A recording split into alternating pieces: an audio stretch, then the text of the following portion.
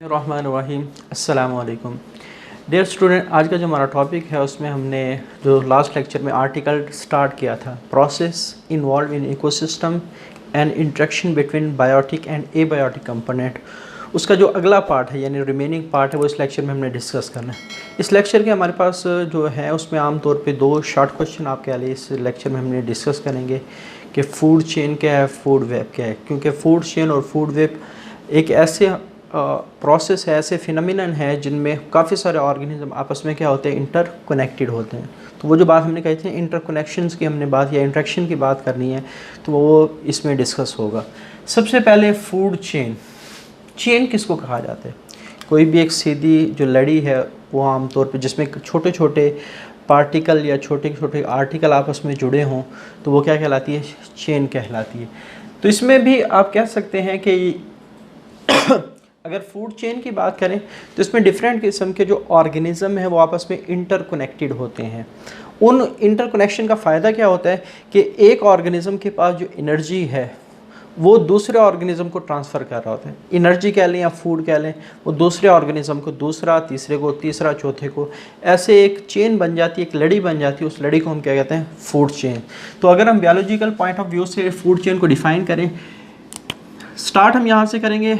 इसमें transfer of energy होता है या कोई मटेरियल से मुराद फूड लगा लें, in the form of food from one organism to other organism. तो ये एक ऐसी चेन है जिसमें एनर्जी ट्रांसफ़र होती है एक ऑर्गेनिज्म से दूसरे ऑर्गेनिज्म की तरफ। तो जो तरतीब से ऑर्गेनिज्म आपस में जुड़े हुए हैं तो इसको हम कहते हैं ये फूड चेन है। तो ये इसकी डेफिनेशन है, आपकी बुक में नहीं लिखी हुई लेकिन आप लोग यहाँ से कॉपी कर सकते हैं, नोट कर सकते हैं कि sequence of transfer of energy के ये एक ऐसी तरतीब है जिसमें एनर्जी ट्रांसफ़र हो रही है या कोई मटेरियल ट्रांसफ़र हो रहा है, वो हमेशा फूड की शक्ल में ट्रांसफ़र होगा एक ऑर्गेनिज्म से दूसरे ऑर्गेनिज्म में। तो ये जो sequence of transfer of energy है इसको हम कहते हैं ये फूड चेन है। अच्छा, उसके बाद एक और बात आप जहन में रखेंगे, जितने भी एनिमल्स हैं वो सारे के सारे क्या होते हैं, हेट्रोट्रोफ्स होते हैं और ये खुराक खुद नहीं बना सकते हैं। तो ये दूसरे ऑर्गेनिज्म पे डिपेंड करते हैं। आमतौर पे जितने भी एनिमल्स हैं वो फूड के लिए जिन ऑर्गेनिज्म पे डिपेंड करते हैं वो प्लांट्स होते हैं, ठीक है, या कुछ एल्जाई होते हैं। तो ये जो ऑर्गेनिज्म है एनिमल्स, ये चूँकि हेट्रोट्रोफ्स हैं, इनको जब भी फूड की ज़रूरत पड़ेगी तो ये ऑटोट्रोफ्स यानी मेजॉरिटी ऑफ केसेस में किस पे डिपेंड कर रहे होंगे, प्लांट्स पे डिपेंड कर रहे होंगे। हम जितने भी एग्जांपल डिस्कस करेंगे आज के टॉपिक में, हम जो प्रोड्यूसर कंसिडर करेंगे जिन्होंने फूड बनाना वो प्लांट से ही हम स्टार्ट करेंगे। तो जैसे एक छोटी सी सिंपल फूड चेन की एग्जाम्पल आपकी बुक में लिखी है, ग्रीन लीव्स। ग्रीन लीव्स वो ऑर्गन्स है प्लांट के जिन्होंने फूड तैयार करना है। तो इनसे फूड यानी कैटरपिलर जो इंसेक्ट्स की एक टाइप है, यह इंसेक्ट के लार्वा भी आप इसको कह सकते हैं। तो ये जो कैटरपिलर है ये इन ग्रीन लीव्स ने जो फूड तैयार किया उसको खाते हैं। अब कैटरपिलर फिर खुराक बनती है ब्लू बर्ड की और ब्लू बर्ड फिर खुराक बनती है ईगल की। तो यहाँ क्या हुआ, खुराक प्लांट ने बनाई, वो ट्रांसफ़र हो गई, कुछ खुद इस्तेमाल कर ली, कुछ आगे ट्रांसफ़र कर दी। अब कैटरपिलर की बॉडी का वो हिस्सा बन गई। अब जब ब्लू बर्ड ने कैटरपिलर को खाया तो वो अगले लेवल पे ट्रांसफ़र हो गई। अब ब्लू बर्ड से आगे फिर ईगल।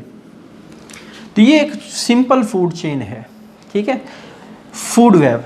लेकिन एक इकोसिस्टम के अंदर, एक कम्युनिटी के अंदर आमतौर पे सिंगल चेन कभी भी मौजूद नहीं होती। एक ऑर्गेनिज़म वो काफ़ी सारे ऑर्गेनिज़म को एज ए फूड इस्तेमाल कर रहा होता है। तो इस वजह से हम इकोसिस्टम की जब हम बात करें तो एक ही कम्युनिटी के अंदर बहुत सारी फूड चेन हैं जो आपस में क्या होती हैं, इंटरकनेक्टेड होती हैं। ये जो काफ़ी सारी चेन्स का मजमूआ है इसको हम कहते हैं फूड वेब। वेब जाल को कहा जाता है, ठीक है, यानी एक ऐसा हमारे पास प्रोसेस जिसमें काफ़ी सारी फूड चेन्स को इकट्ठा कर दिया जाए, उनको इंटरकनेक्टेड कर दिया जाए तो वो क्या बन जाएंगे, फूड वेब बन गए। तो इसको डिफाइन हम कैसे करेंगे, combination of many food chains. अच्छा, उसके बाद कॉम्प्लेक्सिटी ये ज़्यादा है क्योंकि यहाँ तो सिर्फ सिंगल डायरेक्शन को शो किया गया है, लेकिन फूड वेब में एक एनिमल काफ़ी सारे एनिमल को एज ए फूड के सोर्स पे, एज ए फूड का जो सोर्स है वो इस्तेमाल कर रहा होता है। इस वजह से उसके काफ़ी सारे लिंक्स बन जाते हैं और जितने ज़्यादा लिंक्स बढ़ते चले जाएंगे वो जो कॉम्प्लेक्सिटी है फूड वेब में उतनी ही ज़्यादा आती चली जाएगी। तो यहाँ अपने ध्यान में रखना है कि ये फूड चेन से कॉम्प्लेक्स क्यों है, क्योंकि यहाँ आमतौर पे जो एक एनिमल है वो काफ़ी सारे एनिमल दूसरे ऑर्गेनिज्म को खा रहा है। यहाँ तो हमने सिर्फ एक एक ऑर्गेनिज्म को शो किया ना, लेकिन आमतौर पे इकोसिस्टम में एक ही एनिमल होता है। ज़्यादातर जो एनिमल हैं वो काफ़ी सारे ऑर्गेनिज्म के as a source of food इस्तेमाल कर रहे थे। जैसे आपकी बुक में इस्तेमाल एग्जांपल दी गई, फॉक्स है, ये रैबिट को भी खाते हैं, ये बीटल को भी खाते हैं, ये रैट को। बीटल एक छोटा सा इंसेक्ट होता है। तो food web is not simple. Food web कभी भी फूड चेन की तरह सिंपल नहीं हो सकती। इस वजह से अगर दोनों का डिफरेंस आ जाए, फूड चेन और फूड वेब का, तो एक डिफरेंस ये भी है कि ये सिंपल होती है, ये कॉम्प्लेक्स होती है। क्योंकि वजह क्या है उसकी कॉम्प्लेक्सिटी की? Most animal eat more than one type of organism. क्योंकि ज़्यादातर एनिमल हमेशा एक से ज़्यादा ऑर्गेनिज्म को as a source of food इस्तेमाल कर रहे होते हैं। जैसे फॉक्स है, रैबिट है, बैटल और रैट, ये तीनों को as a source of food इस्तेमाल करते हैं। यहाँ एक छोटा सा नोट आपने याद रखना है, चाहे वो सिंपल फूड चेन हो या कॉम्प्लेक्स फूड वेब हो, दोनों चीज़ें। फूड चेन के साथ आमतौर पे सिंपल का वर्ड इस्तेमाल करते हैं, फूड वेब के साथ आमतौर पे कॉम्प्लेक्स का वर्ड इस्तेमाल करते हैं।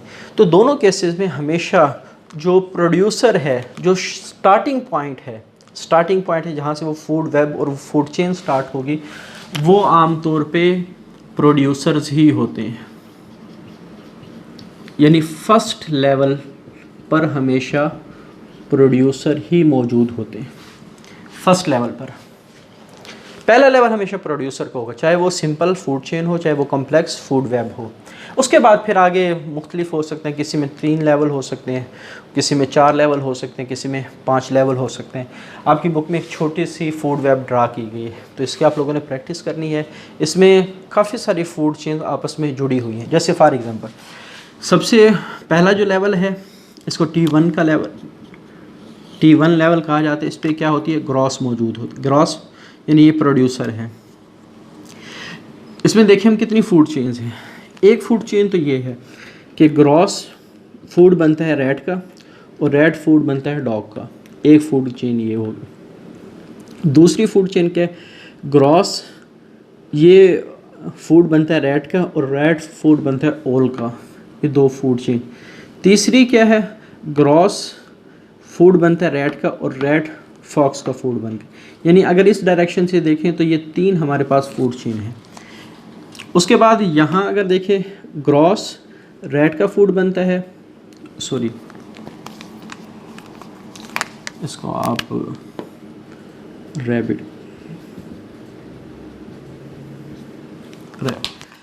तो ग्रॉस रैट और रैट से ओल, ग्रॉस रैट से फॉक्स, ग्रॉस बीटल से ओल, ग्रॉस बीटल से फॉक्स। तो अब यहाँ तकरीबन 7 से 8 फूड चेन है जिनको इकट्ठा कर दिया गया है। तो ये एक हमारे पास सिंपल फूड वेब बन गया। तो इसके आपने 1-2 दफ़ा प्रैक्टिस कर लेनी है ताकि एग्ज़ाम के अंदर इसको ड्रा करना थोड़ा सा क्या हो आपके लिए आसान हो। अच्छा, उसके बाद लेवल्स की जब हम बात करते हैं, ये जो मुख्तलिफ लेवल्स हैं, पहले कौन होगा, फिर उसके बाद कौन होगा, फिर उसके बाद कौन होगा, फिर उसके बाद कौन होगा, तो इसको हम कहते हैं लेवल ऑफ फूड वेब। तो सबसे पहला जो लेवल है वो हमेशा प्रोड्यूसर का होता है। टी से क्या मुराद है? ये ट्रोफिक लेवल है। ट्रोफिक लेवल, तो ट्रोफिक हमेशा जैसे मैंने अभी डिस्कस किया था वो किससे रिलेटेड होता है? न्यूट्रिशनल लेवल से रिलेटेड होता है। तो T1 पे प्रोड्यूसर है। उसके बाद प्रोड्यूसर को जो एनिमल कंज्यूम करते हैं वो T2 पे हैं, उनको प्राइमरी कंज्यूमर कहा जाता है। उसके बाद T3 सेकेंडरी कंज्यूमर और T4 टर्शियरी कंज्यूमर। और यहाँ से जो MCQ ये काफ़ी दफ़ा पूछा क्योंकि यहाँ थोड़ी सी कन्फ्यूजन स्टूडेंट को होती है। जैसे प्राइमरी का आमतौर पे मतलब होता है शुरू वाला, और यहाँ इसका जो लेवल है वो उसको T2 से रिप्रेजेंट किया जा रहा है। जो सेकेंडरी का मतलब है दूसरे वाला, तो इसका जो लेवल है वो T3 से रिप्रेजेंट है। टर्शियरी का मतलब होते है नंबर 3 पे जो चीज़ आती है, लेकिन यहाँ T4 से रिप्रेजेंट किया जा रहा है। यानी आप ये समझ लें कि जो T वाले लेवल हैं इसमें प्राइमरी पीछे वाले लेवल को कहा जाता है। यानी T2 प्राइमरी लेवल है, उसके बाद कंज्यूमर के हवाले से T3 सेकेंडरी है और T4 तो आमतौर पे MCQ कैसे बनता है कि T3 पर कौन सा लेवल मौजूद है, T3 के ऊपर। अब आगे आ जाते हैं प्रोड्यूसर्स। जैसे MCQs की अगर हम बात करें, उसके बाद प्राइमरी कंज्यूमर, सेकेंडरी कंज्यूमर और टर्शियरी कंज्यूमर। अब बाद ऑफ स्टूडेंट को प्राइमरी का मतलब 1, सेकेंडरी 2, टर्शियरी 3, तो स्टूडेंट ये समझते हैं कि शायद टर्शियरी T3 लेवल को कहा जाता है। हालांकि ये बात गलत है। हमेशा जो टर्शरी है वो T4 लेवल को, सॉरी T3 लेवल पे हमेशा क्या होते हैं, सेकेंडरी कंज्यूमर होते हैं। तो ये थोड़े से कन्फ्यूजन यहाँ से MCQs कन्फ्यूजन वाले आ सकते हैं, इस वजह से इन दोनों को आपने अच्छी तरह ध्यान में रखना है। T2 से प्राइमरी शुरू होता है कंज्यूमर लेवल के ऊपर, T3 सेकेंडरी है और T4 टर्शरी है। आगे importance of food web. Food chain में आमतौर पे सिंगल ऑर्गेनिज्म को ड्रा किया जाता है। अगर इकोसिस्टम में सिर्फ फूड चेन ही होती, फूड वेब ना होती, तो इकोसिस्टम स्टेबल ही ना रहता। उसकी वजह ये, जैसे फूड चेन में क्या होता है कि हर ऑर्गेनिज्म सिंगल ऑर्गेनिज्म से फूड ले रहा है।